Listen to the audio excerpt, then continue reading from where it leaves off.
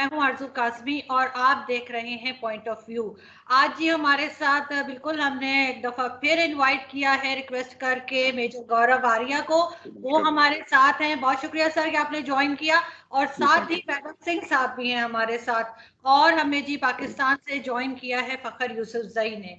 और हम आज बात करेंगे, जैसा हमने के देखा ही है कि पिछले कुछ दिनों में जो है दोनों मुल्कों में एक टेंशन चल रही है। और ट्विटर पे भी आप लोग देख रहे हैं कि मुसलसल इस तरह की ट्वीट्स आ रही हैं जो कि कश्मीर में जो एक हुर्रियत पसंद मैं कहूँगी, एक फ्रीडम फाइटर हमारे यहाँ तो खैर कहा जाता है, उनको जो है वो हलाक किया गया है। तो उसके ऊपर जो है इंडियन मीडिया जो है चिल्ला चिल्ला के ये बता रहा है कि जी ये पाकिस्तान की तरफ से किया गया है। जबकि अगर आप लोग जानते हो तो पिछले 30 साल से अभी तक 26,000 या 27,000 लोग जो है वो मारे गए हैं कश्मीर के अंदर ही। और इस तरह की बात की गई है 1990 से, मेरा ख्याल है कि ये यही कहा जा रहा है कि जी कश्मीर में जो तहरीकें उठ रही हैं उसको दबाने के लिए। और अभी रिसेंटली भी जो कुछ हुआ है वो वहीं का शहरी था, वहीं पे रहता था। और अगर कोई टेररिस्ट हो तो टेररिस्ट के जनाजे में इतने लाखों लोग नहीं आते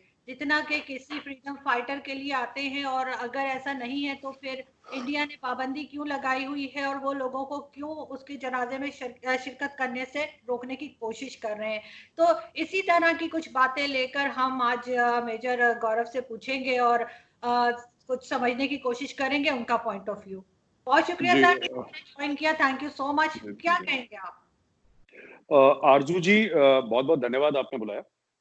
पहली बात तो ये, जैसे आपने हुर्रियत की बात करी ना, हुर्रियत क्या है मैं समझा दूं आपको। तकरीबन 40 से 45 ऐसी बड़ी और छोटी पार्टीज थी जो कि अलहदा होना चाहती थी, अलग होना चाहती थी इंडिया से, और उनके सबके एजेंडा अलग अलग थे।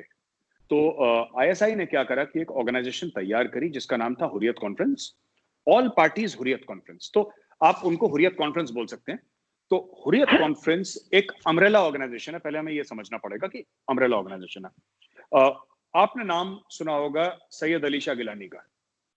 बिल्कुल। सैयद तो गिलानी जो है वो हुर्रियत का हेड है। गिलानी तीन बार एमएलए रह चुका है, member of legislative assembly.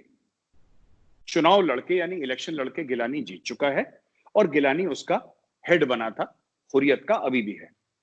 Gilani pension लेता है इंडिया से 60,000 रुपए महीने की। गिलानी ने कॉन्स्टिट्यूशन पे हाथ रख के कसम खाई है, जो अर्स्टवाइल जम्मू एंड कश्मीर का कॉन्स्टिट्यूशन था, जिसमें एक पूरा आर्टिकल यह है जो कहता है कि Jammu and Kashmir is an inalienable part of India. वो आदमी जिसने कॉन्स्टिट्यूशन पे हाथ रख के कसम खाई, कुरान शरीफ पे हाथ रख के कसम खाई, 60,000 रुपए की पेंशन ले रहा है, फिर वो हिंदुस्तान को गाली देता है। तो मुझे ये रवैया तो मुनाफकत का है। पहली चीज तो कोई उसको हीरो ना समझे। हीरो वो बंदा है जो ये बोले कि साहब मैं हिंदुस्तान से नफरत करता हूं, मुझे तुम्हारे 1 रुपए नहीं चाहिए, और मैं तुम्हारे खिलाफ लड़ाई लड़ूंगा। तब मैं, ठीक है वो मेरा दुश्मन है, लेकिन मैं उस दुश्मन की इज्जत करूंगा। दूसरी चीज, ये जो हुर्रियत है, हुर्रियत को आरजू जी किसने सेलेक्ट करा, किसने इलेक्ट करा? इंडिया डेमोक्रेसी है। अगर आपको इंडिया में पावर चाहिए, अगर आपको ताकत चाहिए, तो वो सिर्फ इलेक्टोरल प्रोसेस से आ सकती है। ऐसा नहीं कि पाकिस्तानी आईएसआई ने आपको कुछ बना दिया, या 4 बंदों ने सोचा कि हुर्रियत वाला खुदा बन गया। तो इंडिया में अगर आपको अगर पावरफुल बनना है, मोदी आज की तारीख में, मोदी जी जो है हमारे, पावरफुल इसलिए हैं क्योंकि 130 करोड़ बंदे उनके पीछे खड़े हैं। और तीसरी बात, आखिरी बात, मैं ज्यादा टाइम नहीं लूंगा। हुर्रियत जो है ना, जो कहते हैं कि बड़ी बहादुरी से लड़ रही है, क्या बहादुरी से लड़ रही है? हैदरपुरा में रहता है गिलानी। कल अगर पुलिस चाहे उसको उठा के गायब कर दे, उसका पता ना लगे। लेकिन आज तक क्या ऐसा हुआ है? नहीं हुआ। वो टीवी पे आके हिंदुस्तान के खिलाफ बकवास करता है, 100 चीजें बोलता है, आज तक कुछ नहीं हुआ। हम तो ये कहते हैं ना कि हामिद मीर साहब को गोली पड़ी छाती पे क्योंकि उन्होंने एजेंसीज के खिलाफ बोला। उनके ट्विटर के बायो में है कि carrying 2 wounds on my chest for telling the truth. उनका बायो है हामिद मीर साहब का। आप कश्मीरी बता दीजिए कौन सा जर्नलिस्ट है जो कहेगा कि इंडियन आर्मी ने मुझे मार दिया और I am carrying 2 bullets on my chest, या उसकी दफनी हो गया, कबरी हो गई, हमने किसी को मार दिया या कुछ ऐसा कर दिया। तो ऐसा नहीं है, लोगों को झूठ बताया गया है। ये मेरा कहना है जी। लेकिन सर आपने जब से बुरहान वानी को शहीद किया, बुरहान वानी को जब से मारा है 2016 से, उस वक्त से आप अगर देखें तो वो तहरीक बहुत ज्यादा बढ़ गई है। ये चीज आपको नुकसान कर रही है इंडिया को। इंडिया को कोई फायदा नहीं हो रहा कि मुसलसल लॉकडाउन रखे, मुसलसल इस तरह से लोगों को मारे। और कितने लोग मारेंगे आप लोग? ये चीज खत्म नहीं होगी जब तक आप लोग कश्मीरियों को उनका राइट नहीं देंगे। देखिए, आपने बोला कितने लोग मारेंगे आरजू जी, आप पूछ रही हैं, तो जो हिंदुस्तान के खिलाफ आवाज उठाएगा उसको मार डालेंगे। ये सिंपल सी पॉलिसी है। ये आपको कोई पॉलिटिशियन टीवी पे आके नहीं बोलेगा, राइट? लेकिन मैं आपको वाजे तौर पे, आपका यूट्यूब चैनल है, ठीक है, आप और फकर साहब दोनों के दोनों पाकिस्तानी हैं, ये मैं मानता हूं कि जो हिंदुस्तान के खिलाफ, आप एहतजाज करिए, आपका हक है। आपको इंडिया हाय हाय बोलना है, आप बोलिए, लेकिन जो बंदूक उठाएगा वो मारा जाएगा। क्या आपको लगता है महबूबा मुफ्ती लॉयल है? 2002 में, 2003 में त्राल एक जगह है साउथ कश्मीर में, ये जो है बंदी जो चीफ मिनिस्टर बनी, right, chief minister Mehbooba Mufti, जो अभी पीएसए के लिए अंदर है, वो भी 5 स्टार होटल में है, वो 5 स्टार कंफर्ट में रह रही है, कोई जेल वेल में नहीं है, बट शी इज अंडर, जैसे आप लोग हाफिज सईद को भी रखते हैं 5 स्टार होटल में रखते हैं पर अरेस्ट कर लेते हैं, उसी तरीके से उसको भी रख रखा है। मैं आपको ये बता रहा हूं, she was waving the flag on a stage, जीवे जीवे पाकिस्तान का झंडा। तो हम ये कह रहे हैं कि आपने बुरहान का नाम लिया, ठीक है, बुरहान हिंदुस्तान से नफरत करता था, लेकिन अगर आप मुझे ये बोलें और मैं बुरहान से नफरत करता हूं, इसमें अगर मुझे आज मिले, अगर आज जिंदा हो मेरे सामने आया, मैं आज उसको गोली मार दूं। लेकिन मैं एक बात बताऊं, कम से कम बुरहान ने ये अब्दुल्लाज की तरह, ये मुफ्तीज की तरह और ये गिलानीज की तरह उसने चापलूसी नहीं करी, ठीक है। वो विलन था, मैं उससे नफरत करता हूं, वो मरा, अच्छा मरा, लेकिन उसने कभी मुनाफकत नहीं करी बुरहान ने। और ना ये बंदे जो भी लड़ रहे हैं, ठीक है, जो हथियार उठाएगा वो मारा जाएगा, ये बात तय है। लेकिन असली खतरा कौन है? ये टेररिस्ट जो है ना, ये असली खतरा नहीं है, ये बेचारे गाजर मूली हैं। ये कल परसों किसी को मार दिया था, क्या नाम था उसका, रियाज नाइकू को मारा था। रियाज नाइकू क्या करता था? पुलिस, ये 12-12, 13-13 साल के बच्चों को, कि ये इन्फॉर्मर है, उसको गोली मार दी उसने गोली। पुलिस वालों को, फैमिलीज को किडनैप कर लिया, क्योंकि हम लोग तो आर्मी वाले, हम तो कैंटोनमेंट में रहते, पुलिस वाले तो खुले बाहर रहते हैं सबके सामने, उनको गोली मार दी। आज जम्मू एंड कश्मीर का जो पुलिसमैन है, खासतौर से कश्मीर घाटी का जो पुलिसमैन है, ही इज वेरी हैप्पी कि भाई मेरी फैमिली सेफ है, मेरे बच्चे सेफ है, मियां बीवी सब लोग आराम से, मेरे माँ बाप आराम से रह रहे हैं। रियाज नाइकू का खौफ था पुलिस वालों की फैमिलीज के बीच में, so he is no more, it's good. तो ये कोई फ्रीडम फाइटर नहीं है, ये सब ये 2-2 रुपए में बिकते हैं। मैं, आप लोग कभी अगर इंडिया आएंगे तो स्पेशल परमिशन लेके आपको एक बार कश्मीर ले जाया जाएगा। और ये जो आखिरी बात मैं कह दूं, जो लॉकडाउन की बात करते हैं ना, मुझे आज तक नहीं समझ में आया आप लोग किस चीज को लॉकडाउन बोलते हैं। या तो आपकी समझ में गलती है, या मैं झूठ बोल रहा हूं। तो मैं मान लेता हूं कि ठीक है, अगर आप लोग यही समझते हैं मैं झूठ बोल रहा हूं। मैंने तो आज तक लॉकडाउन देखा नहीं कश्मीर में। What happens in Kashmir is, Hurriyat कहता है shut it down, Hurriyat strike बुलाता है, हुर्रियत के गुर्गे जाते हैं, हुर्रियत के गुंडे जाते हैं, लोगों को परेशान करते हैं। कौन सा दुकानदार है आप बता दीजिए। आप लोग पाकिस्तान में रहते हैं, आप फकर साहब, आप उधर केपी में रहेंगे, या अगर जैसे आपका पेशावर है फॉर एग्जांपल, या आप अगर पंजाब में रहती हैं तो आपका लाहौर है, आप पूरे लाहौर में बोल दीजिए शॉपकीपर को कि आजादी के लिए सो कॉल्ड, आप जो भी गाना वो गाना चाहते हैं उसके लिए आप दुकान बंद करें। 1 दिन भरेगा, 2 दिन भरेगा, 3 दिन बोलेगा भैया मेरे बच्चे क्या खाएंगे। It's natural. माँ बाप की पहली लॉयल्टी बच्चों के लिए होती है, ये एक नेचुरल चीज है। तो ये लोग रोमांटिसाइज कर रखा है पाकिस्तान ने ना, जो कि आजादी के लिए कश्मीरी, ऐसा कुछ भी नहीं है। हाँ, कुछ लोगों ने हथियार उठाए हैं, जो हथियार उठाएगा वो रियाज नाइकू के पास जाएगा। मैं वैभव जी के पास चलती हूँ और उसके बाद फखर आपकी तरफ भी आती हूँ।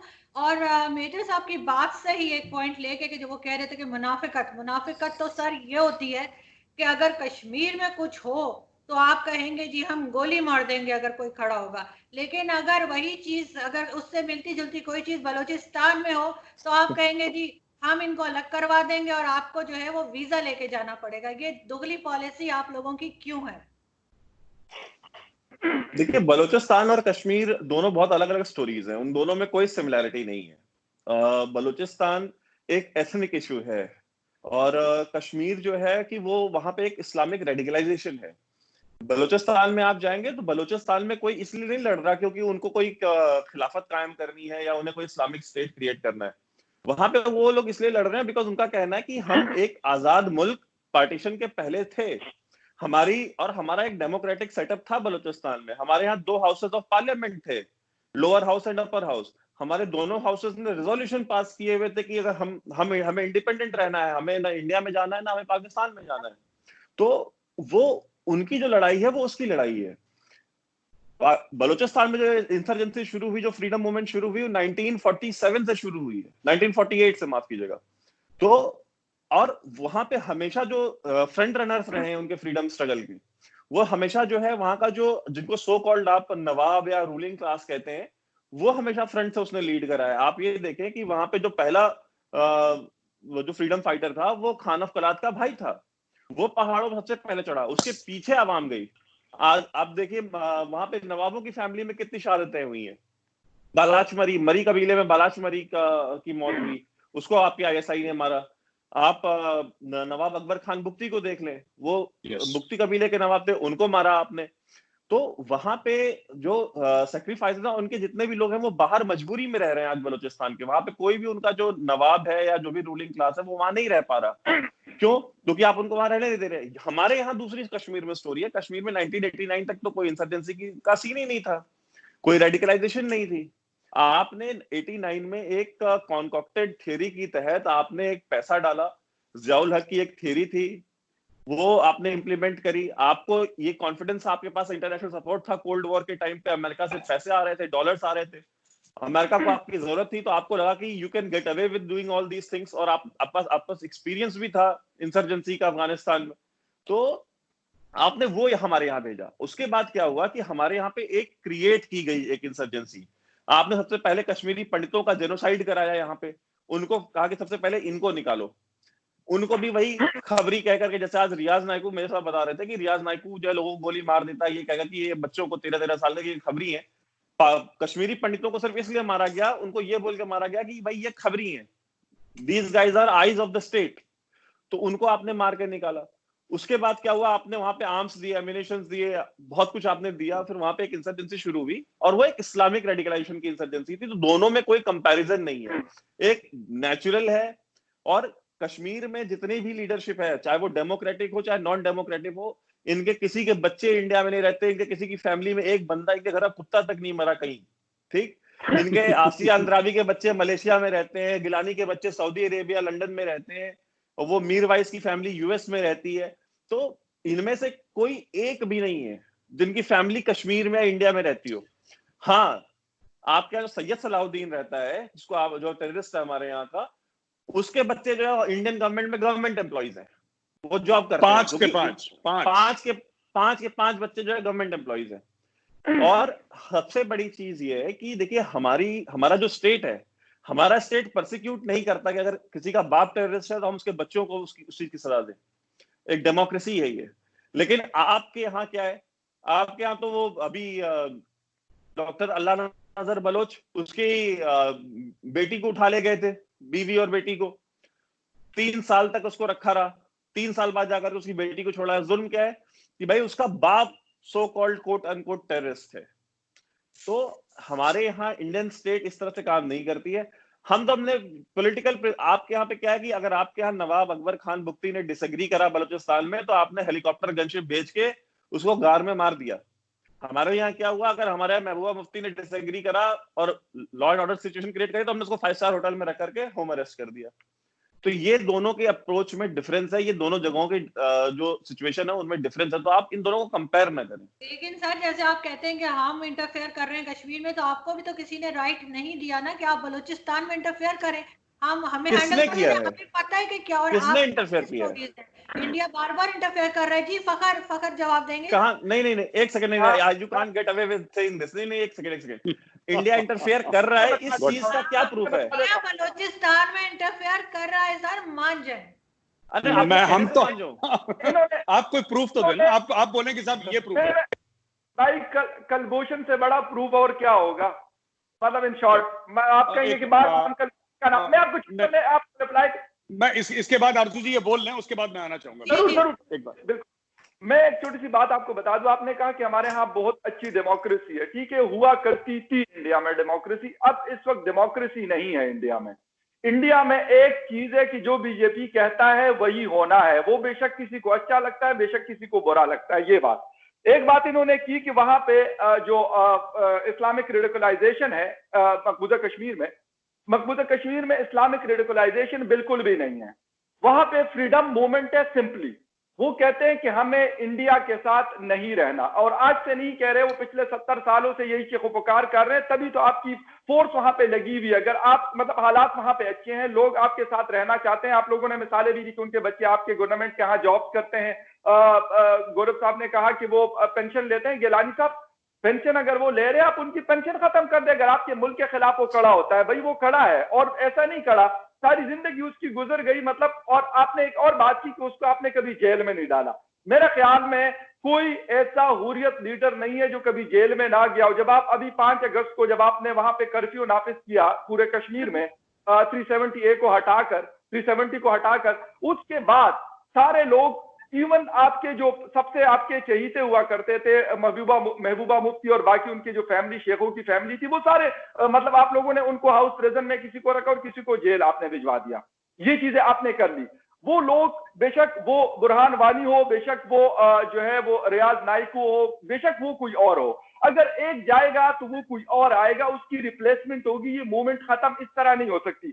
अगर आप कहते हैं कि डेमोक्रेसी है, तो डेमोक्रेसी के अंदर ये चीजें नहीं होती कि आप बंदूक के जोर पे किसी को अपने पास रखते हैं। आप अगर यही बात बलूचिस्तान के बारे में करते हैं, बलूचिस्तान पाकिस्तान का प्रोविंस है, जो मकबूजा कश्मीर है वो हिंदुस्तान का प्रोविंस नहीं है। ये बात बेशक जहां जो मर्जी आप कह दें, लेकिन वो प्रोविंस नहीं, वो सूबा नहीं है आपका। बलूचिस्तान हमारा सूबा है। खान अफ कल्लात के साथ, आप खान अफ कल्लात की बात करें, कायद आजम के साथ उनका इल्हाक हुआ, वो सारी चीजें कोई कंट्रोल। दूसरी चीज, आपने कहा कि वहां लीड किया जाता है बलूचिस्तान में नवाबों की तरफ से। मेरे भाई, अगर हरदियार है वो बाहर बैठा हुआ है, जो सुलेमान दाऊद है वो बाहर बैठा हुआ है, बरामदाग बुख्ती वो बाहर बैठा हुआ है, कहां से लीड करते हैं? सिर्फ उनको जहां से किराए के जो उन्होंने रखे हुए हैं, मतलब आप जिसको किराए के गुंडे कश्मीर में कहते हैं, मैं कहता हूं असल में वो बलूचिस्तान के अंदर है। क्या आपकी राह उसको सपोर्ट करती है, फंडिंग करती है, मुख्तलिफ जराए से इंडियंस के साथ इवन मिलकर वो वहां पे सपोर्ट करती है, इंसर्जेंसी पे लाती है। इसके अलावा कुछ नहीं। वो भी ज्यादा से ज्यादा बहुत भी हुआ तो 2 से 3 डिस्ट्रिक्ट में है।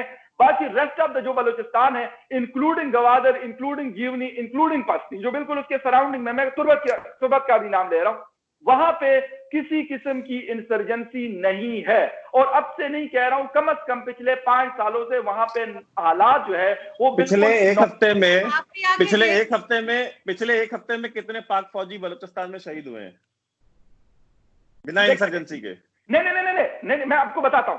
मैंने आपको कहा कि 2-3 डिस्ट्रिक्ट्स में है, 2-3 डिस्ट्रिक्ट्स में होता रहता है, वो कोई मसला नहीं है। वो कोई ऐसी चीज नहीं है कि अगर मैं उसको कहूं कि बिल्कुल यार वो मेरे खैबर पुख्तनख्वा सबसे, मतलब मैं कहता हूं कि अगर 7-10 सालों से देखा जाए तो बहुत बेहतर ही आई हालात में, लेकिन वहां पे भी छोटे मोटे वाकयात होते हैं। नॉर्थ साउथ वजीरिस्तान में हफ्ते में, 10 दिनों में, महीने में अटैक छोटे मोटे होते रहते हैं, लेकिन हालात वहां पे नॉर्मल है हालात। और जब से पिछले साल इलेक्शन हुआ, फाटा का जो इलेक्शन हुआ और उसका मर्जर खैबर पुख्तनख्वा के साथ हुआ, उसके बाद मजीद हालात बेहतर हुए। और अभी जो अमेरिका, अफगान तालिबान और पाकिस्तान, उनके बीच में जो ट्रीटी हो रही है, जो चीजें हो रही है, जो पीस प्रोसेस चल रहा है, उससे भी हालात बेहतर होने। हालांकि हिंदुस्तान को वो चीज अच्छी नहीं लग रही, क्योंकि उनके स्टेट जो वहां पे है अफगानिस्तान के अंदर, वो मतलब दाव पे लगे हुए हैं, तो उनको मसला है इस चीज से। और ये चीजें होती रहती है, आप लोग करते रहेंगे, इसको मसला कोई नहीं है। लेकिन हमारी फौज भी है, हमारी आईएसआई भी है, और वो अपना मतलब जिसे कहते हैं जान लड़ाती रहेगी और जान देती भी रहेगी। जी आरजू जी, मैं ना 2-3 पॉइंट आपके, फकर साहब ने इतने सारे पॉइंट दे दिए कि मैं उसी पे जवाब देता रहूंगा। देखिए 2-3 चीजें हैं। पहली बात तो ना, ये जो हम लोग रेडिकलाइजेशन इन्होंने बोला कि कश्मीर में है नहीं, मैं वही चीज बोलूंगा जो मैं टीवी में बोलता हूँ। आप लोग मतलब क्या बोलते हैं पाकिस्तानी टीवी पे, माजरत के साथ मैं आपको ये कहना चाहता हूँ कि आप लोग गए नहीं हैं, आप लोग जमीन पे वहां पे पैर नहीं रखा, आपको पता नहीं वहां पे क्या हो रहा है। तो आपको जो भी न्यूज मिल रही है, मीडिया से मिल रही है या कहीं और से मिल रही है, आपको फर्स्ट हैंड जानकारी नहीं है, राइट? मैं आपको बताता हूँ वहां पे जमात इस्लामी है, और जमात इस्लामी के कार्डर्स ने वहां पे सिर्फ अनंतनाग एक डिस्ट्रिक्ट है, अनंतनाग। पहली बात तो ये बता दूं, जो भी बहुत छोटा है, साइज में, मतलब कि आप अगर 1.5-2 घंटे गाड़ी चलाएंगे तो आप कश्मीर घाटी पार कर जाएंगे। इतना सा है कश्मीर, इतना सा, ना के बराबर, छोटा सा बहुत, मतलब क्योंकि हिंदुस्तान बहुत बड़ा है इसलिए कह रहा हूँ, बड़ा छोटा सा है कश्मीर। इशू ये है कि अगर आप रेडिकलाइजेशन की बात करें तो सिर्फ अनंतनाग में गवर्नमेंट स्कूल्स होने के अलावा वहां पे 500 मदरसे हैं, 138 मदरसे जो हैं जमायत इस्लामी के हैं, और मैंने खुद जाके देखा है वहां पे क्या पढ़ाते हैं। दिस इज पर्सनल एक्सपीरियंस, मुझे किसी के पढ़ने वढ़ने मीडिया वाले की जरूरत नहीं है, पहली चीज। दूसरी चीज, कुलभूषण जाधव का ना जो पाकिस्तान में काफी एक, जैसे कहते हैं कि एक रेगिस्तान में इंसान चलता है, तो अपने रेगिस्तान के इंसान को आपने एक वो मरासिम बोलते हैं आप लोग, क्या बोलते हैं, मिराज को आपने पानी दिखा दिया ना, तो वो आदमी उसी को देख के वो, उसको लगता है कि ये पानी है, वो परेशान। देखिए ऐसा है, कुलभूषण जाधव को आप लोगों ने जेम्स बॉन्ड बना लिया अपनी नजरों में, क्योंकि आपको प्रूफ नहीं मिला। एक बंदा था। अब देखिए प्रूफ हम किसको कहते हैं, मैं आपको बताता हूँ फकर साहब, ठीक है। मैं एक बंदे को लाता हूँ पकड़ के, आप मुझे दें एक बंदा, मैं एक्स आर्मी ऑफिसर हूँ, आप मुझे बंदा ला के दें, मैं उसको अपने घर की बेसमेंट में ले जाऊंगा, उसको उल्टा लटकाऊंगा और इतना मारूंगा कि 2 घंटे के बाद वो बोलेगा साहब मैं जियाउल हक का भूत हूं। वो बोलेगा क्योंकि वो चाहता है कि दर्द खत्म हो जाए। अच्छा, मैं आपको बताता हूं इसमें इशू क्या था। कुलभूषण जाधव को ईरान से किडनैप करा, उसको आईएसआई को बेच दिया। मैं इसका प्रूफ आपको देता हूं, कोई भी सीक्रेट एजेंसी का या आईएसआई का हो, रॉ का हो, सीआईए का हो, उसका अगर कभी ग्राउंड का एजेंट पकड़ा जाता है, कभी ओन नहीं करते। कुलभूषण जाधव जैसी पाकिस्तान ने बोला कुलभूषण जाधव है, इमीडिएटली जो हमारी मरहूम वो थी foreign minister Sushma Swaraj ji, within 24 hours she said कि हिंदुस्तान का शहरी, हम इसको ओन करते हैं, ये एक्स नेवल ऑफिसर है, ठीक है ना। तो ये बात नहीं है। अगर आप प्लीज मैं कंप्लीट कर लूं, जी। तो ये बात है कि ना कुलभूषण जाधव का ये करा, उसके ये डॉक्यूमेंट्स मिले, अब छोड़ देना। हमने तो 26/11 का पूरा डॉजियर दिया था, वॉइस की रिकॉर्डिंग्स दी थी, सैटेलाइट की रिकॉर्डिंग दी थी, जीपीएस कोऑर्डिनेट दिए थे। पाकिस्तानी कोर्ट ने बोला कि ये सब बकवास है, लिटरेचर है आपका, ये तो आपने कहानियां, अलिफ लैला की स्टोरीज आप लोग सुना रहे हैं। बोला बाहर, ठीक है आपकी मर्जी, हम क्या कर सकते हैं। हम पाकिस्तानी कोर्ट को ये तो नहीं बोल सकते ना कि हमारे हक में फैसला दो, जो बोलना है बोलो, कोई बात नहीं। अब आखिरी जो आपने पॉइंट दिया था सब अफगानिस्तान का, कि पाकिस्तान कुछ करेगा, मैं फिर वो वर्ड यूज कर रहा हूं जो आपकी मीडिया में बोलते हैं, माजरत के साथ। मैं माजरत के साथ ये कहना चाहता हूं, पाकिस्तान क्या करेगा अफगानिस्तान में, क्या करेगा। अफगानिस्तान को पैसे चाहिए, ठीक है, अफगानिस्तान को पैसे चाहिए, पाकिस्तान को इन्फ्लुएंस चाहिए अफगानिस्तान में। पाकिस्तान अफगानिस्तान का एक टूटा हुआ मुल्क, जिसमें कितने हजार साल से तो जंग चल रही है, और पिछले 20, 30, 40 साल से तो बहुत ज्यादा जंग चल रही है। मॉडर्न वेपन से बम, लाखों करोड़ों की तादाद में तो बम गिर गए, माइन फील्ड्स है वहां पे, लोग बच्चे मर रहे हैं, हाथ पैर नहीं है, ड्रग्स की प्रॉब्लम है।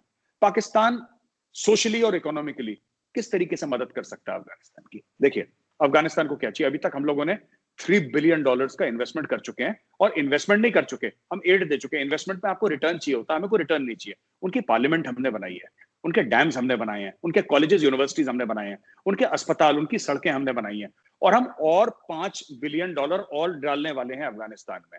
आप ये कहते हैं कि पाकिस्तान को परेशान करने के लिए चाहिए अफगानिस्तान, हमें क्यों अफगानिस्तान से परेशान करेंगे? अगर हमें परेशान करना है तो हम कश्मीर से नहीं करेंगे, हम वेस्टर्न बॉर्डर्स से नहीं करेंगे, हम अपने ईस्ट साइड से नहीं करेंगे, हम अफगानिस्तान से करेंगे। देखिए दूसरी एक और चीज मैं आपको क्लियर बता दूं, राइट, आप एक बात समझ लीजिए, आप लोग एक आम अफगान को, आप पावर छोड़ दीजिए कि कौन सी सरकार बनेगी वो आपका और मेरा क्या कर लेगी, या आपका क्या भला कर लेगी और मेरा क्या भला कर लेगी, जो भी अफगानिस्तान की सरकार होगी। एक आम जो सड़क पे चलता अफगान है, आप उसकी कैसे मदद कर सकते हैं? पाकिस्तानी स्टेट उसकी मदद कैसे कर सकता है? ठीक है ना, ये हमें चीज सोचनी है। हम लोग वहां पे, हमारा एक भी बंदा सिपाही वहां पे हथियार लेकर नहीं गया है। We have not gone like the Americans and the Russians. What we have done in Afghanistan is, हमने अफगानिस्तान को रीबिल्ड करने की कोशिश करी है। बहुत छोटी कोशिश है, अफगानिस्तान को रीबिल्ड करने के लिए हो सकता है ट्रिलियंस ऑफ डॉलर्स चाहिए, जो कि इंडिया अफोर्ड नहीं कर सकता। पर जितना हम कर सकते हैं, उनके बच्चों को एडमिशन देना, उनको स्कूल्स में पढ़ाना, मेडिकल कॉलेजेस में पढ़ाना, उनकी आर्मी को ट्रेन करना, जो भी हम लोग कर सकते हैं इंफ्रास्ट्रक्चर वाइज, हम अफगानिस्तान के लिए कर रहे हैं। एनडीएस को ट्रेन करना, हम तो खुद ही रॉ के एजेंट हैं दोनों के दोनों, मैं और वैभव। तो हम एनडीएस को ट्रेन करेंगे और किसको ट्रेन करेंगे? आपके हिसाब से कश्मीर में सब कुछ नॉर्मल है जब से आपने 370 हटाया है? नहीं, हम ये नहीं कह रहे नॉर्मल है। नहीं, हमने ये नहीं बोला कि कश्मीर 370 हटाने के बाद नॉर्मल है। कश्मीर पिछले 30 साल से नॉर्मल नहीं हुआ है। कोई नहीं कह रहा कि कश्मीर नॉर्मल है। हमने ये बोला है कि 370 हटाने के बाद वायलेंस कम हो गया है कश्मीर में, स्टोन पेल्टिंग कम हो गई है। कम मतलब ये नहीं कि कुछ नहीं हो रहा, बिल्कुल हो रहा है, लेकिन पहले जमाने में जो होता था एक टाइम पे 370 के पहले, उसके हिसाब से आधे का आधा भी नहीं हो रहा। हम ये कह रहे हैं आपसे। दूसरी चीजें कह रहे हैं कि कल अगर मुझे हिंदुस्तान ना पसंद आए, राइट, कल हिंदुस्तान ना पसंद आए, तो मैं ये नहीं कह सकता कि ये जो मेरे घर का जो प्लॉट है ना, इस प्लॉट को मैं अपने सर पे उठा के बाहर ले जाऊंगा। मुझे पसंद ना आए, I am free to go to any country. मुझे पाकिस्तान जाना है, अफगानिस्तान जाना है, मंगोलिया जाना है, कॉन्गो जाना है, मैं जाऊं। तो देखिए, अगर हिंदुस्तान में रहना है तो हिंदुस्तान का संविधान, हिंदुस्तान के कानून के तहत रहना पड़ेगा। आप ये नहीं कह सकते कि हमें, जैसे आधे लोग वहां पे कहते हैं नहीं साहब यहाँ पे शरिया नाफिज हो। क्यों नाफिज हो भाई शरिया? हम नहीं मानते शरिया को। 80% हिंदू पॉपुलेशन है। बीजेपी की सरकार एब्सोल्यूट मेजॉरिटी रखती है पार्लियामेंट में। अगर ये कल चाहे बीजेपी की सरकार एब्सोल्यूट, ये कॉन्स्टिट्यूशन चेंज करके कुछ भी करवा सकती है। इन्होंने करवाया कुछ ना, ये करवाया है। दूसरा टर्म है मोदी का, पहला भी नहीं है, दूसरा टर्म है, और तीसरे टर्म में भी मोदी आएगा और फिर नहीं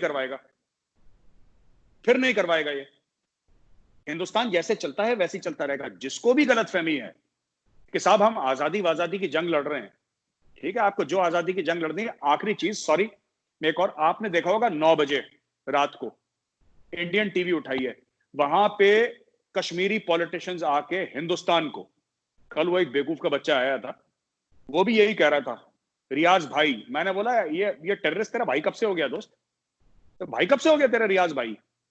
कह रहे नहीं, आप हमारे कश्मीरी भाइयों को। देखिए ऐसा है ना, आप समझिए, हमें एक बात, इनको इतना फ्रीडम है कि रोज आके इंडियन आर्मी को और इंडियन स्टेट को ये टेलीविजन पे गाली देते हैं, ठीक है, ये हमारे चीफ को उल्टी सीधी चीजें बोलते हैं।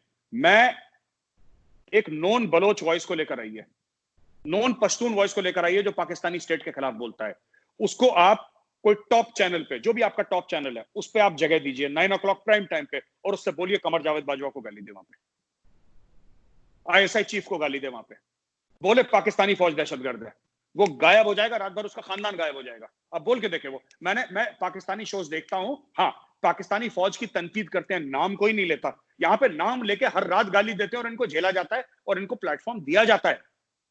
लेकिन सर, ये कोई जरूरी तो नहीं है ना कि जिसको आप टेररिस्ट बता रहे हैं बाकी लोग भी उसको हर हाल में वही समझे। वो एक फ्रीडम फाइटर था, उसको कश्मीर वाले फ्रीडम फाइटर मानते हैं। अब आरजू जी देखिए, कश्मीर वाले क्या मानते हैं उसमें हमें जीरो इंटरेस्ट है। वो इसको भगवान माने, वो इसको महात्मा गांधी माने, या वो उसको, आप, मैं कह रहा हूं मार्लन ब्रांडो माने, हमें कोई लेना देना नहीं है। सच्चाई क्या है ये मैं बताता हूं। सच्चाई क्या है? सच्चाई नहीं, सुनिए, डेमोक्रेसी तब तक है जब तक भारत खतरे में नहीं है। फुल डेमोक्रेसी है। जहां आपने AK-47 उठाई, जहां आपने हथियार उठाया, इंडियन आर्मी ठोक देगी। इसमें कभी दो राय कोई ना रखे, कितना बड़ा ही फ्रीडम फाइटर हो जाए कश्मीरियों के दिल के लिए, कोई नहीं। इसमें ये मैडम, आप और मैं चेंज नहीं कर सकते, ये तो कोई नहीं चेंज कर सकता। सर, बलोचिस्तान में भी यही है। अगर बलोचिस्तान में आप लोग कुछ कोशिश करेंगे तो पाकिस्तान आर्मी भी उधर ही ठोक देगी। फिर वो बिल्कुल तो आप मारिए। मैं तो कह रहा हूं आप मारिए। और मैं एक और चीज कह रहा हूं, मैं बार बार यही कहता हूं, जब भी मैं पाकिस्तानी जर्नलिस्ट से बात करता हूं, मैं कहता हूं कि अगर भारत ने कोई गलत काम करा है, भारत ने तहरीक तालिबान पाकिस्तान को फंड करा है, अगर भारत ने किसी और तंजीम को फंड करा है, अगर भारत ने करा है, तो आप प्रूफ लेकर आइए, एक बड़े जर्नलिस्ट को बुलाइए, आप सबको बुलाइए और उनके सामने एक्सपोज करिए। वर्ल्ड के जर्नलिस्ट को, बीबीसी के सामने, अल जजीरा के सामने प्रूफ दीजिए ना आप उनको कि ये भारत का, ये आप लोग कहते हैं ना कि वहां पे बड़ा डिस्कशन होता है, अजीत डोवाल, वो सच ए स्वीट मैन, यार आप लोग पता नहीं क्या विलेन बना के रखते हैं उनको। आप बोला अजीत डोवाल ने ये कर दिया, वो कर दिया, ये कर दिया, और पता नहीं ये हो रहा है, रॉ का ये। आप लोग क्यों नहीं एक्सपोज करते? आप डोजियर दीजिए, आप यूएस एम्बेसी को बुलाइए जो इस्लामाबाद में, उसको दीजिए डोजियर, सबको दीजिए। क्यों नहीं करते आप लोग? जी फकर, बेनकाब करिए हिंदुस्तान को, बेनकाब। मैं बिल्कुल बताता हूँ। इन्होंने एक बात की मुंबई हमलों के हवाले से अहमद बिलाल सूफी, ये जानते होंगे उनको, बहुत बड़ा लॉ फर्म चलाते हैं पाकिस्तान के, उस केस को वो लेके चले, मतलब चल रहे थे वो, और उनके साथ उनकी टीम थी। उन लोगों को जब वो एक अगर आपने किसी बंदे को पकड़ा हुआ है तो यकीनन जिस तरह आपको कलभूषण के लिए आपको काउंसलर एक्सेस चाहिए था, ठीक है, वो एक्सेस चाहिए। हमारे जितने भी दफा वो लोग आए उनको कोई एक्सेस नहीं दी गई उन लोगों से मिलने के लिए जिनको आप कह रहे थे कि यार इन्होंने जो है वो आपका मुंबई अटैक जो 26/11 था वो करवाया हुआ है, ये चीज। दूसरी बात आपने की कि आपके हमारे यहाँ जो तालिबान थे, TTP जिसको हम कहते हैं, उन लोगों को हिंदुस्तान ने सपोर्ट किया है, उसके सबूत जी, उसके डोजियर भाई, जो लोग पकड़े जाते हैं, ये आपको भी पता है, ये मुझे भी पता है, वो सामने आ रहे होते हैं। ये नहीं है कि मतलब हम ये नहीं कहते कि हम डी चौक में लाके खड़ा कर देंगे, या जिसे कहते हैं कि न्यू दिल्ली के जो कोई मतलब जो फेमस इलाके होंगे वहां पे जाके उनको खड़ा कर दिया जाएगा कि ओ ये जो है, जिस तरह जो पॉलिसी आप कश्मीर में लेके चल रहे होते हैं उसी तरह पूरी दुनिया में चल रही होती है।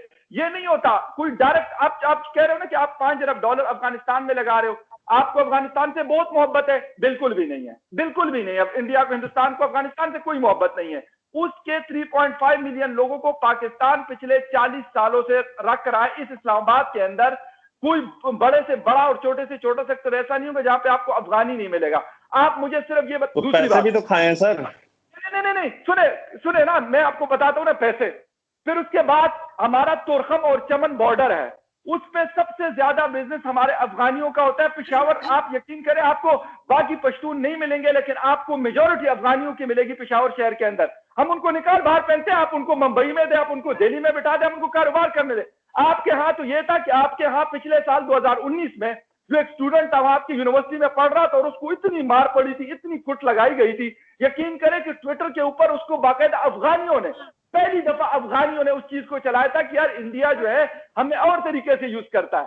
ये बातें होती है सारी जो है हर मुल्क की पॉलिसीज होती है कि किसी आपको पता है कि आपने डायरेक्ट अटैक नहीं करना पाकिस्तान को, आपने डायरेक्ट नहीं मारना पाकिस्तान को, आप इसी तरीके से पाकिस्तान भी मुख्तलिफ चीजें यूज कर रहा होता है। तो आप अफगानिस्तान, आपके पास एक मतलब बड़ी अच्छी एक मतलब जिसे कहते हैं कि एक ग्राउंड है, अगर उसको आप यूटिलाइज कर लेंगे तो मतलब मुख्तलिफ जो लोग हैं, कम्युनिटीज के लोग रह रहे हैं, आप उसको कर सकते हैं, यूटिलाइज कर सकते हैं अपने हक के लिए।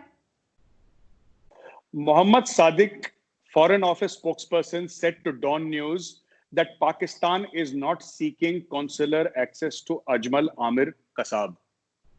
इनका नाम है मोहम्मद सादिक, ये स्पोक्सपर्सन है फॉरेन मिनिस्ट्री के पाकिस्तान में, और इन्होंने वाजे तौर पे ये बोला है कि Pakistan will not seek consular access क्योंकि ये हमारा शहरी है ही नहीं।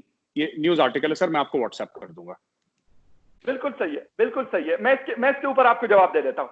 बात ये नहीं, और सिर्फ अजमल कसाब की नहीं, सिर्फ एक अजमल कसाब था उस केस के अंदर, 26/11 को एक अजमल कसाब ने किया हुआ था। 26/11 के 10 बंदे थे, 9 मारे गए, जिंदा अजमल कसाबी था। Only one person lived, Ajmal Kasab. उसके बाद बाकी भी तो सपोर्टर्स थे ना, कोई सारे गन तो नहीं लेके जाते। अगर कहीं पे आप अटैक करते हैं तो आपके बैक पे नहीं फकर साहब, आपको शायद गलत, फ्रंट लाइन पे जो लोग होंगे वो कुछ और, आपके बैक पे तो लोग मौजूद होते हैं। नहीं सुनिए, एक्चुअली फकर साहब, ये भी हो सकता है कि मैं अरब की कोई शहजादी हूं और मैं मेजर गौरवारिया बनने की कोशिश कर रहा हूं। ये ऐसा नहीं होता है। 10 बंदे आए थे बंबई, 22C टोटल 10 थे। उन्होंने 2-3 दिन का जो अटैक जो भी करा उसमें से 9 मारे गए, सिर्फ एक कैप्चर हुआ, अजमल कसाब। अजमल कसाब को 2 साल उसके ऊपर सुप्रीम कोर्ट में केस हुआ। अच्छा, तो मैं बता दूं कि पाकिस्तान ने ऑफिशियली, और ये पाकिस्तान का स्टैंड रहा है कि वो हिंदू था, उसका नाम कोई चौधरी था, उसके हाथ में लाल धागा था, ये सब ड्रामा, देखिए इससे कोई फर्क नहीं पड़ता। एक और बात, हामिद मीर साहब जियो टीवी में काम कर रहे थे, हामिद मीर साहब खुद कैमरा लेकर गए और उन्होंने ये बोला कि ये अजमल कसाब का घर है। सुनिए सर, हाँ, हामिद मीर साहब ने खुद दिखाया है जियो टीवी में कैमरा पर्सन, और 2 दिन के बाद उस चीज को गायब कर दिया और ISI वाले आए वहां पे ट्रक में बैठा के और सबको वहां से दौड़ाया, उसके बाद मना कर दिया अजमल हमारा है ही नहीं। खैर छोड़िए, मैं अजमल कसाब की बात नहीं करना चाहता, वो अभी तो उसको कीड़े वीड़े खा गए होंगे नीचे वाले। मैं कुछ और कहना चाह रहा हूं आपसे। देखिए ऐसा है कि ये जो पूरी ये आई थिंक अभी सवाल आई थिंक वैभव से होना था ना, मैं वैभव की टर्न खा गया। वैभव साहब पूछ लें, फिर मैं वापस आ जाऊं। मैं एक दफा सवाल आप लोगों को दे दूं वैभव सर को, और फिर मेजर साहब वही आपके लिए भी वही सवाल। हाँ, तो वैभव पहले आंसर करेंगे, बाद में मैं करूंगा। बिल्कुल बिल्कुल। तो मैं ये कह रही हूँ कि ये इम्प्रेशन ये आ रहा है कि आप लोगों को कश्मीर की जमीन तो चाहिए लेकिन कश्मीरी नहीं चाहिए, एक इम्प्रेशन ये भी आ रहा है। और दूसरा ये कि जो आपके सीएम थे आपके हरियाणा के, शायद मैंने उनका नाम लिखा है, मिस्टर खट्टर, मनोहर लाल खट्टर, मनोहर लाल खट्टर। जी कश्मीर से हम लड़कियां उठा के ले आए इधर मेन इंडिया में। तो आप लोगों क्या से, ना आपके मीडिया ने कोई प्रोटेस्ट किया, ना किसी खास लीडर ने कोई बात की, सब लोग उस बात पे जो कि एक बड़ी इनडिसेंट बात की थी उन्होंने, उस पर किसी ने कोई रिएक्शन नहीं दिया। तो ये तो इम्पोर्टेंस है आपकी नजर में किसी कश्मीरी की। और एक कर दो, आप लोगों के जब आपने मुझे बताया गया था इनके आर्मी के बड़े अफसर, जब आपने 370 हटाया था, उस वक्त जो कश्मीरी स्टूडेंट्स जो थे वो किसी और सिटी में इंडिया के पढ़ने के लिए गए थे, तो वहां के स्टूडेंट्स उनको ताने मारते थे कि जी अब तो 370 हट गया है, अब हम तुम्हें ये कर देंगे वो कर देंगे। इस बात पे आपके प्राइम मिनिस्टर नरेंद्र मोदी जी ने ट्वीट तक किया था कि ये ना किया जाए, ये चीज इतनी बढ़ गई थी। तो आप लोग किस तरीके से हैंडल कर रहे हैं अपनी, किस तरह की बातें आप लोगों के यूथ के दिमाग में और बाकी लोगों के दिमाग में कश्मीरियों को लेकर है? और एक लास्ट चीज वो ये कि एक आपका होता है अफ्स्पा, मेरे ख्याल है उसको क्या प्रोनाउंस करते हैं, army force special power act, ये स्पेशल पावर्स एक्ट। तो ये एग्जैक्टली सॉरी, तो इसको आपने अभी तक नहीं हटाया है। इसका ये है कि बगैर किसी वारंट के आप किसी के भी घर के अंदर घुस सकते हैं। ये आपने 30 साल से क्यों लगा के रखा है? क्या आपकी अपनी जो मशीनरी है कश्मीर में वो कोलैप्स कर गई है कि आप लोग कुछ हैंडल नहीं कर सकते कि आप किसी के घर में भी घुस जाएंगे और वहां जाके आप, और फिर इतनी फौज खड़ी हुई आपकी, इतनी फौज होने के बावजूद आपको लगता है कि यहाँ पाकिस्तान से या किसी और बॉर्डर से कोई अंदर चला जाएगा और ये करेगा? मतलब इतना नेगेटिविटी क्यों है इंडिया के अंदर? जी वैभव जवाब दो। ये परेशान आप हैं, आप कह रही हैं कि इतनी नेगेटिविटी क्यों है यहाँ पे। देखिए मैं आपको कुछ चीजें पहले, फकर ने जो बातें बोली मैं उसका मैं आपको जवाब दे देता हूँ कि इन्होंने सबसे पहले बोला कि हरब्यार जो है वो तो लंदन में बैठा है, तो वहां से बैठे क्या लीड कर रहा है वो। तो अगर हरब्यार लंदन में बैठा है तो आप क्यों परेशान है कि उसको आप ही गवर्नमेंट जाती है लंदन और जेनेवा और वहां जाकर के अपील करती है कि he is the leader of BLA, he is leader of BLF, he is the leader of, मतलब everything that is wrong in Balochistan, Harbyar is responsible for that. तो ये चीज जाकर के फकर साहब जो है अपनी गवर्नमेंट को बताएं कि भाई आप लोग क्यों, वो तो बाहर बैठा, उसको चैन से जीने दें वहां पे। दूसरी चीज, अब इन्होंने कहा कि कुलभूषण जो है वो बलूचिस्तान में पकड़ा गया। देखिए आप लोग रिपोर्टर हैं, जर्नलिस्ट हैं, चाबहार भेज दे किसी को, ठीक है, चाबहार का जो मार्केट है, चाबहार के मार्केट में मतलब किसको नहीं ये चीज पता है कि कुलभूषण को कैसे लेके गया वहां से, ठीक है, सब हर कोई जानता है पूरे चाबहार में। आप अपने किसी भी जर्नलिस्ट को भेज दें, आपके यहाँ से ज्यादा दूर भी नहीं है और 1 घंटे 2 घंटे की दूरी है, जाकर के आप पता कर ले वहां से। तीसरी चीज, आपको मैं चाबहार के बारे में बता दूं, चाबहार शहर के बाहर 1 घंटे की दूरी के बाहर ईरान की गवर्नमेंट की रिट नहीं चलती।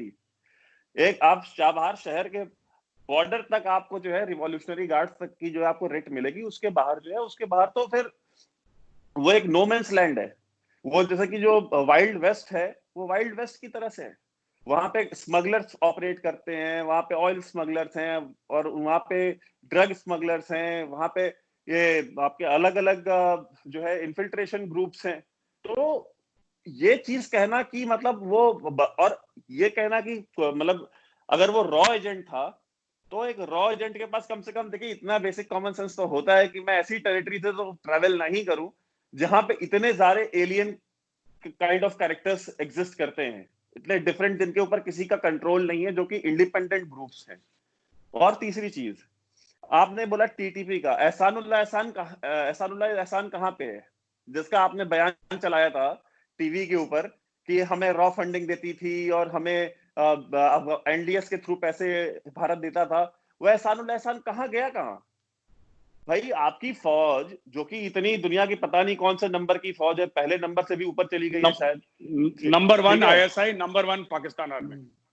कोई हाँ, और तो किसी नंबर फौज की 1, तारीफ नहीं करेगा, ठीक है? ये पक्की बात है, हाँ, पक्की बात दुनिया है। से हाँ, अकेले लड़ रही होती है तो नहीं, दुनिया की नंबर 1 है। देखो वैभव, से हम दोनों क्या आज हम दोनों करती डॉक्टर है साहब नंबर देखिए, आज दो रॉक एजेंट, एक वैभव तो है ही रॉक एजेंट, मैं भी रॉक एजेंट हूँ, हम दोनों रॉक एजेंट ये बात बोल रहे हैं। अभी देखिएगा ये पक्का कोई ना कोई पाकिस्तानी ना इसको एडिट करके बोलेगा, ये देखो ये बदसूरत, क्या बोलते हैं, मुझे एक बदसूरत बोलते हैं, एक और चीज बोलते हैं, बड़ी बड़ी प्यारी सी बोलते हैं, क्या चीज बोलते हैं, ये देखो ये खबीस सुअर को बोलते हैं। सुअर क्यूट भी होता है थोड़ा सा यार, मतलब पता नहीं खबीस क्यों बुरा होता है इतना। खबीस मेजर जो है ये कह रहा है कि हाँ हमने उसको खैर एनीवे प्लीज सीरियस मैटर है, बोलिए। तो सर एहसान जो है वो कहाँ चला गया? वो आपके नाक के नीचे निकल के चला गया, आपको नहीं पता कि वो कहाँ पे है, और उसने बयान दिया था, और उसके बाद आप चाहते हैं कि दुनिया आपकी बात पे बिलीव करे। क्यों कोई बिलीव करेगा? सर आपकी बात पे करे, हमारी बात पे ना करे। अरे सर देखिए, अब आप फकर को नहीं टोकती हैं, बाकी लोग को नहीं टोक रही, मैं बोल रहा हूँ तो आपको सॉरी इंटरफेयर कर रही। बोलिए। तो अब वो आदमी आपके नाक से निकल के चला गया, एहसान। वो कैसे गया, क्या सबको नहीं पता? हमें नहीं पता कि आपने क्या डील करी थी, हमें पता आपने उसको क्या डील करके कि भाई तुम ये क्या बयान दोगे, उसके बाद हम तुम्हें कैसे सेफ हाउस में रखेंगे, फिर तुम वहां से कैसे तुर्की, और मतलब वहां से भाग के गया भी तो कहां, तुर्की गया, जो आपका one of the closest ally है।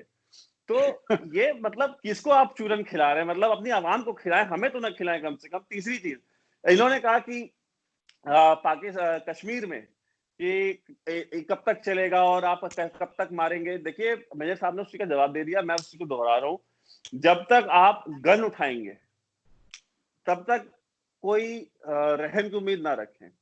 हमारे यहाँ गवर्नमेंट आपको मौका भी देती है कि आप गन छोड़ करके गन ड्रॉप कर दें, वापस आ जाएं, लेकिन अगर आप कहते नहीं मैं बंदूक उठा करके चलूंगा और मैं स्टैंड करूंगा, तो 12 महीने टोटल शेल्फ लाइफ है कश्मीर में किसी भी टेररिस्ट की, मैक्सिमम 12 घंटे, सॉरी 12 महीने से ज्यादा आप नहीं जी सकते। आप चाहे एरिया कमांडर हो, चाहे जोनल कमांडर हो, और चाहे पाकिस्तान के आर्मी चीफ ही क्यों ना हो, 12 महीने तक आप अगर कश्मीर में आ गए तो आप सर्वाइव नहीं करेंगे। तो बाकी अब आप आगे मेजर साहब आपसे बात करेंगे। जी मैं आरजू जी, एक रिक्वेस्ट है मेरी, आरजू जी मेरी ये रिक्वेस्ट है कि ना आपने सवाल इतना बड़ा पूछा ना, मैं भूल गया क्या था वो, मैं दोबारा बता देती हूँ सर। एक तो आपके हरियाणा के जो सीएम हैं उन्होंने कहा, अच्छा एक सेकंड सॉरी मैं उस चीज का बता देता हूँ। हरियाणा के सीएम ने जो बयान दिया था, उन्होंने बयान ये दिया था कि हरियाणा के बारे में एक चीज जानिए कि हरियाणा में सेक्स रेशियो बहुत ज्यादा डिस्प्रोपोर्शनेट है, ठीक है, due to policies of the past, और इस वजह से इंटर स्टेट मैरिजेस हरियाणा में बहुत होती हैं बिकॉज सेक्स रेशियो के डिस्प्रोपोर्शनेट होने की वजह से। यूपी में शादियां होती हैं उनकी, बिहार में होती हैं, बाकी स्टेट्स में होती हैं। उन्होंने जो वर्ड यूज किया था, एग्जैक्ट वर्ड यूज किया था, वो मैं ट्वीट भी कर दूंगा, आज आप जाके देख लीजिएगा। उन्होंने प्रिसाइज वर्ड यूज किया था कि हम बहुएं लाएंगे वहां से, बहुएं को लड़कियां, लड़कियों को, मतलब आपने अभी जो वर्ड यूज किया, मतलब आप उसको फज करते जा रहे हैं। तो खैर आपकी अपनी ऑडियंस, आप उनको गुमराह कर ले, मैं ट्वीट करूंगा।